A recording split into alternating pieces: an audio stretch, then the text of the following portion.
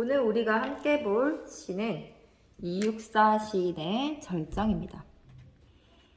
이육사 시인의 본명은 이원록인데요. 이육사 시인이 감옥에 갔을 때 수인번호를 따서 264번을 따서 이육사라고 본인의 이름을 개명했다라는 내용은 우리가 모두 다 익히 잘 알고 있는 사실입니다. 특히 이육사에서 육을 대륙의 육자로, 그리고 사는 역사 사자로 이렇게 개명을 하면서 우리나라의 역사, 대륙의 역사를 다시 한번 살아내고 싶다는 그의 의지를 이름에서부터 우리가 알 수 있습니다. 이육사 시인은 독립운동가로서의 삶을 살았기 때문에 그의 시를 일제강점기의 현실, 그리고 독립운동과 떼어서 생각할 수는 없을 것 같아요. 오늘 우리가 절정을 읽을 때에도 일제강점기의 현실 상황을 연결지어서 해석해보면 좋을 것 같습니다. 먼저 시 한번 읽어볼게요. 절정. 매운 계절에 채찍에 갈겨 마침내 북방으로 휩쓸려보다. 하늘도 그만 지쳐 끝난 고원. 서리빨 칼날진 그 위에 서다. 어디다 무릎을 꿇어야 하나 한 발 제겨 디딜 곳조차 없다. 이러매 눈 감아 생각해볼 밖에 겨울은 강철로 된 무지개인가 보다. 자, 우리가 이 시의 시적 화자가 처한 상황이 어떤 상황인지를 한번 생각해 봅시다. 매운 계절에 채찍에 갈겨. 매운 계절이라고 하면 어떤 계절을 뜻할 것 같아요? 그렇지, 매서운 추위가 있는 겨울일 것 같아요. 그죠? 겨울의 매서운 추위에 채찍에 갈겨 마침내 북방까지 휩쓸려 왔어요. 그죠? 겨울이에요. 그리고 북방까지 왔어요. 점점 아주 춥고 고립되어 있는 상황까지 내가 원하지 않았는데도 그 채찍에 갈겨서 휩쓸려서 내가 오게 됐습니다. 상황 때문에, 시대 상황 때문에, 나를 몰아붙이는, 나를 계속 쫓아오는 이런 시대 상황 때문에 나는 북방까지 오게 됐어요. 추운 계절 북방까지 와서 거기에다가 하늘도 그만 지쳐 끝난 고원, 하늘도 더 이상 그곳까지 닿지 못하는 고원, 북방까지 와서 그 위에서도 가장 높은 고원에 그 서리빨 칼날진 그 위에 나는 서게 됩니다. 밀려 북방까지, 밀려 고원까지, 거기서도 가장 칼날진 뾰족한 바로 그 위에 내가 섰다라는 거예요. 얼마나 이 화자가 처한 상황이 한계까지 이르렀는지, 극한에까지 이르렀는지 우리가 생각해 볼 수 있을 것 같아요. 자, 이 극한의 상황에 이 사람은 생각합니다. 화자는 생각합니다. 어디다 무릎을 꿇어야 하나 한 발 제겨 디딜 곳조차 없다. 무릎을 꿇고 살려달라고 빌 수 있는 공간도 없고, 한 발 제겨 뒤로 물러설 수 있는 공간도 없어요. 왜? 칼날진 고원이기 때문에, 그만큼 한계의 상황에 도달했기 때문에, 극한의 상황이 닿았기 때문에 더 이상 뒤로 물러설 수도, 살려달라고 누군가에게 빌면서 기도할 수도 없는 그 상황이에요. 이러한 극한의 상황 속에서 화자는 생각합니다. 이러매 눈 감아 생각해볼 밖에 뭐라고? 겨울은 강철로 된 무지개인가 보다 라고 생각해요. 자, 겨울은 강철로 된 무지개인가 보다. 어떤 말일까? 어떤 생각을 한 걸까? 자, 겨울이라는 건 일단 어떤 것 같아요? 굉장히 추운 계절이에요. 그죠? 춥고 부정적인 상황을 뜻하겠지, 그치? 자, 그런데 이 겨울을 뭐라고 얘기해요? 무지개라고 얘기해요. 그것도 강철로 된 무지개라고 얘기를 합니다. 무지개라는 건 원래 어떤 거야? 되게 연약하고 한 번 떴다가는 사라지는 거예요. 그런데 강철로 된 무지개라는 건 이 무지개가 사라진다, 안 사라진다? 사라지지 않는 튼튼한 무지개라는 거야. 뭐가요? 겨울이. 자, 그러면 우리가 이 무지개를 상징하는 것이, 무지개가 상징하는 것이 무엇일까 생각해 봅시다. 무지개는 언제 떠요? 비 온 뒤에 비가 다 개고 나면 뜨죠, 그죠? 그래서 우리는 주로 이 무지개를 희망을 상징하는 것으로 보고 있어요. 자, 그러면 이 무지개, 겨울이 바로 뭐다? 희망이다. 추운 것이, 이렇게 추운 극한의 상황이 바로 뭐야? 희망이다 라고 얘기를 하는 거야. 희망은 뭐야? 좋은 거지, 그지? 안 좋은 게 좋은 거라고 얘기하니까 얘 뭐예요? 역설법이 쓰였죠, 그죠? 역설은 말이 안 되는 것 속에 나름대로의 진실이 담겨 있는 걸 뜻해요. 자, 그러면 이 화자가 말하는 진실은 무엇일까? 이만큼 춥다는 건 왜 희망이 될 수 있을까? 이렇게까지 나를 극한으로 몰고 갔다는 건, 이렇게까지 추워졌다는 건 이제 곧 어떻게 될 거야? 봄이 올 거야 라는 거예요. 그러니까 이 강철로 된 무지개의 다리를 건너 겨울에서 봄으로 가게 될 거야 라는 강한 희망을 드러낸 것이라고 볼 수 있겠지. 그러고 보니까 이 시의 제목이 뭐예요? 절정입니다. 절정. 자, 극에서의 절정.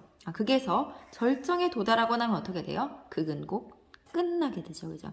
겨울도 절정에 치닫고 나면 어떻게 돼요? 곧 끝날 거라는 거야. 이렇게까지 춥다는 건 이제 절정에 다다랐다는 거야. 그러니까 이제 곧 끝날 거야 라고 소망할 수 있기 때문에, 끝날 것이라는 걸 기대하고 희망할 수 있기 때문에 뭐다? 겨울은 희망이다. 겨울은 강철로 된 무지개다 라고 얘기를 하는 거예요. 자, 결국 이 시인이 말하고자 하는 것은 무엇일까요? 너무너무 춥죠. 너무너무 힘들죠. 이제 곧 끝날 겁니다. 이제 곧 건너갈 겁니다. 어디로? 봄으로. 라는 확신을 전달하고 있는 거라고 할 수 있겠죠. 자, 시인이 하고 싶은 말 뭘까? 겨울은 이제 끝납니다. 라는 강한 확신을 특히 마지막 이 구절을 통해서 전달해주고 있는 겁니다. 두 번째로 우리가 살펴볼 이육사 시인의 시는 광야입니다. 까마득한 날에, 먼 옛날에 하늘이 처음 열리고 어디 닭 우는 소리 들렸으랴. 모든 산맥들이 바다를 연모에 휘달릴 때도 차마 이곳을 범하던 못하였으리라. 까마득한 옛날 하늘이 처음 열리던 때, 우리 개천절이라고 얘기하죠. 개천. 하늘이 열리던 바로 그때 어디 닭 우는 소리 들렸으랴. 닭 우는 소리 들렸다 안 들렸다? 들리지도 않을 고요하고 적막한 그 공간의 모습을 떠올려 주시면 돼요. 닭 우는 소리조차 들리지 않는, 멀리서 어떤 들렸을 수도 있겠지, 그지?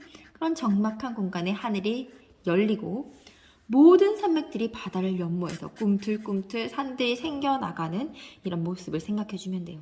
산들이 생겨나고 하늘이 열리던 바로 그때도 차마 이곳을 범하던 못하였으리라. 이곳이 어딜까요? 바로 광야. 어딜까요?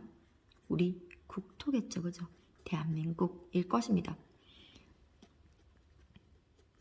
자, 까마득한 날에 옛날의 과거의 우리나라의 모습을 생각해 보고 있어요. 우리나라가 얼마나 닭 우는 소리조차 들리지 않고 모든 산맥들이 꿈틀꿈틀 움직이는 굉장히 태고적의 신성하고 아름답고 역동적인 그런 모습을 그려주고 있어요. 우리나라가 얼마나 신성한 곳인지를 생각해보게 하는 거야. 자, 이렇게 신성한 땅에 끊임없는 광음을 부지런한 계절이 피어선지고 큰 강물이 비로소 길을 열었다라고 얘기해요. 끊임없는 광음, 빛과 이제 빛광자의 그늘 음자지, 그지?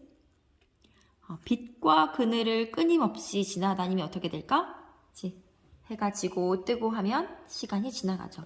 마찬가지 부지런한 계절이 피어선 지고 시간이 많이 지나서 큰 강물이 비로소 길을 열었대요. 자, 그때 큰 강물 뭐겠어? 우리 역사의 강물, 역사의 물줄기라고 얘기하죠, 그죠? 자, 비로소 길을 열었다는 건 뭐야? 우리나라의 역사가 드디어 시작됐다는 거야. 태고적의 정말 신성한 이 땅에 우리나라의 역사가 시작되었다라는 얘기를 하고 있는 거예요. 자, 그런데 이렇게 신성한 땅이 지금은 어떤 모습이에요? 눈이 내리고 눈이 내려요. 아주 추워요. 이제 긍정적인 상황이야? 부정적인 상황이야? 부정적인 상황이에요. 눈이 내리고 있어요. 그런데 나는 홀로 뭐를 맡아요? 매화향기 홀로 아득하니라고 얘기해요. 아주 추운 상황이지만 어떤 냄새가 나요? 매화의 향기가 나는 느껴지는 거야. 매화의 향기라는 건 뭐야? 매화를 우리는 봄의 전령이라고도 하죠. 봄에 가장 먼저 피는 꽃이 바로 매화예요. 봄이 오기도 전에 아직 추운 겨울이지만 곧 봄이 올 것이다 라는 걸 알려주는 꽃이 바로 매화지, 그지? 자, 그러니까 나는 뭘 맡은 거야? 봄의 향기를 맡은 거야. 봄의 기척을 느낀 거예요. 그죠? 매화 향기가 홀로 아득하니 나는 이 냄새를 맡았기 때문에, 이 향기를 맡았기 때문에 나는 어떻게 하겠다? 내 여기 가난한 노래의 씨를 뿌려라. 나는 가난한 노래의 씨, 아주 작은 씨지만 내가 할 수 있는 역할을 하겠다라는 거예요. 내가 말할 수 있는 걸 말하겠다. 내가 노래할 수 있는 것을 노래하겠다라는 시인의 다짐이 드러나는 거지, 그지? 자, 가난한 노래의 씨를 나는 뿌리겠다라고 해요. 시인의 소명의식을 우리가 여기서 읽어볼 수가 있는 겁니다. 내가 이렇게 가난한 노래의 씨를 뿌리고 나면, 정말 정말 가난하지만 조용히 혼자서라도 씨를 뿌리고 나면 어떻게? 이 씨는 씨를 뿌리고 물을 주면 싹이 트고 꽃이 피어나겠죠. 그죠? 다시 천고의 뒤에, 1000년 동안의 시간이 흐른 뒤에 미래에는 어떻게 될 거야? 백마 타고 오는 초인이 있어 이 광야에서 목 놓아 부르게 하리라. 나는 아주 작은 가난한 노래의 씨앗을 뿌렸는데 나중에는 백마 타고 오는 초인이 있어서 목 놓아서 이 노래를 부르게 하겠다라고 얘기해요.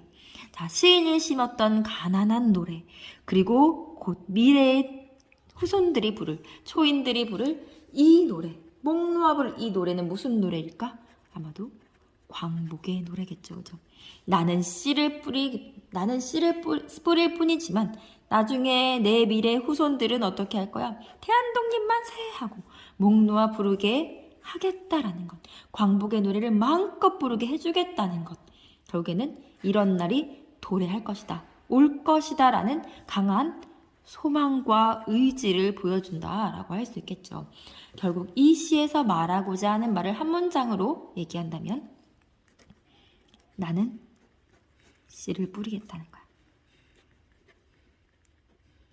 그러면 미래의 후손들은 목 놓아 부를 수 있겠지?